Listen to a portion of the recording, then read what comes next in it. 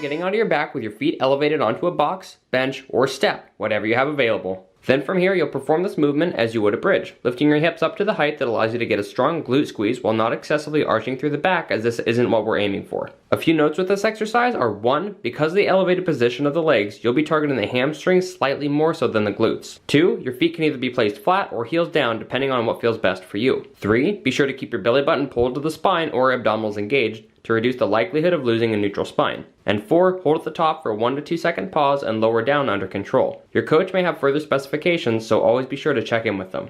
If laid out in your program, you can also add weight to overload this movement or perform as a single leg variation, but base this on what's instructed by your coach. Other than that, double check your reps or time and get after it.